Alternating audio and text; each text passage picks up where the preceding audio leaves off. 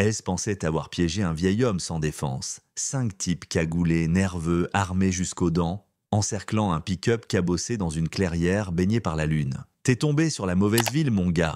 a craché l'un d'eux avec cette arrogance de ceux qui n'ont jamais été remis à leur place. Ce qu'ils ignoraient, c'est que l'homme assis derrière le volant, Gabriel Morel, n'était pas du genre à fuir. Ce qu'ils ignoraient, c'est qu'il avait dirigé des opérations secrètes pour les forces spéciales françaises pendant 20 ans. Et là, croyez-le ou non, il souriait. « Attendez, laissez-moi vous raconter depuis le début. » Gabriel était revenu à Saint-Laurent-sur-Garonne, son village natal, après des années d'absence, un sac de toile sur l'épaule et le regard fatigué. Il ne revenait pas en héros, juste en fils, venu enterrer sa mère et régler quelques papiers. Ce qu'il n'avait pas prévu, c'était à quel point le village avait changé.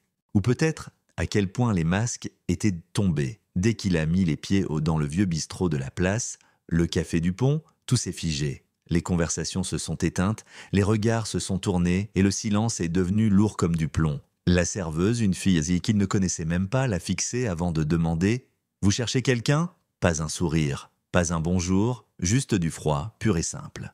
Gabriel a juste répondu « Un café noir ». Il s'est assis au comptoir, a bu en silence et a laissé un pourboire plus généreux que nécessaire, par principe.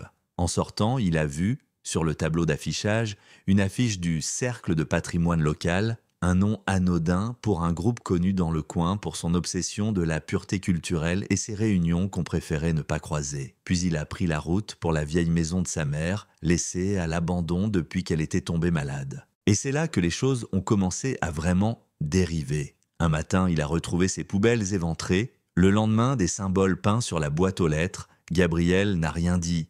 Il a juste installé des caméras, noté les heures, photographié les traces. Il avait connu bien pire dans les montagnes afghanes et il savait que la meilleure arme, c'est la patience. Mais quand il est allé à la mairie pour débloquer les comptes bancaires de sa mère, on lui a fait traîner les choses. La secrétaire a marmonné des excuses absurdes. Et quand il a demandé à voir le maire, un ancien camarade de classe, Julien Delmas, il a senti que quelque chose clochait. Julien l'a reçu à demi-mot, le regard fuyant. « Écoute, Gabi, il y a des gens ici qui veulent pas que tu restes. Ça a changé depuis que t'es parti. Le cercle, ils sont puissants maintenant. Et ils veulent ton terrain. » Et là, Gabriel a compris. Son terrain bordait une ancienne mine de lithium et les rumeurs parlaient de projets industriels. Sauf que pour ça, il fallait qu'il parte. Et s'il ne partait pas gentiment, il le forcerait. Quelques jours plus tard, en sortant du magasin de bricolage, 3 hommes l'ont attendu sur le parking. Pins du cercle sur la veste, sourire moqueur, ils ont tenté de le pousser, de le provoquer. Mais Gabriel, il a esquivé, il les a désarmés sans blesser, et il est parti. Ce qu'il n'a pas vu, c'est qu'un adolescent avait filmé, et que la vidéo, soigneusement montée pour ne garder que la fin, s'est retrouvée sur les réseaux locaux. Un inconnu agressif attaque des habitants. Le soir même, une balle a traversé sa fenêtre. Alors là, Gabriel a changé de stratégie. Il a contacté une vieille amie, Élise, capitaine à la gendarmerie de Bordeaux. Il lui a montré les preuves, les enregistrements, les visages. En parallèle, il a rencontré le père Augustin, un prêtre à la retraite qui hébergeait d'autres familles victimes de pressions similaires. Ensemble, ils ont compris que le cercle utilisait des faux diagnostics, des dettes fabriquées, des pressions sur les banques pour faire fuir les familles non conformes à leur vision du village. Mais ce qu'ils ne savaient pas, c'est que le cercle préparait un coup plus direct.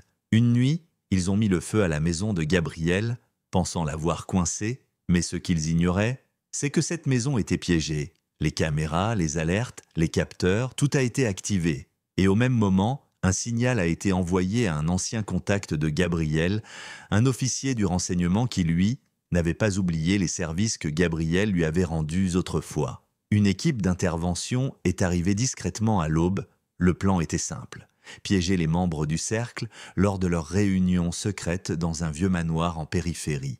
Gabriel a joué le rôle de l'homme acculé, volontairement. Il a laissé croire qu'il fuyait, qu'il se cachait, qu'il était vulnérable. Et ils l'ont cru. Dans la nuit, une dizaine d'hommes du cercle, armés, sont venus jusqu'à une cabane de chasse isolée. Ils ont cerné l'endroit, ont forcé la porte, et sont tombés sur une équipe d'intervention bien entraînée, lunettes thermiques, armes non létales et un mandat d'arrêt bien signé. Tous les leaders ont été arrêtés sur place. Le maire, complice, Le banquier local, corrompu, les vidéos, les documents, les échanges d'emails, tout était là. Mais le moment le plus fort, le plus dingue, c'est quand 2 des anciens membres du cercle sont venus voir Gabriel quelques semaines plus tard. Ils avaient donc quitté le groupe, honteux, et voulaient réparer. On a construit la haine de nos propres mains, ont-ils dit. Mais on veut reconstruire autre chose maintenant. Gabriel les a regardés longuement.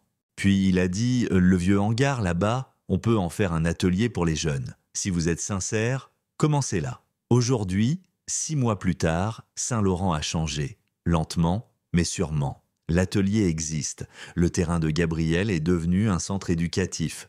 Les enfants du coin y apprennent la mécanique, l'électronique et l'histoire, la vraie, celle qu'on ne trouve pas dans les brochures. Mais la question demeure, est-ce qu'on peut vraiment pardonner à ceux qui ont semé la haine simplement parce qu'ils veulent t'aider maintenant?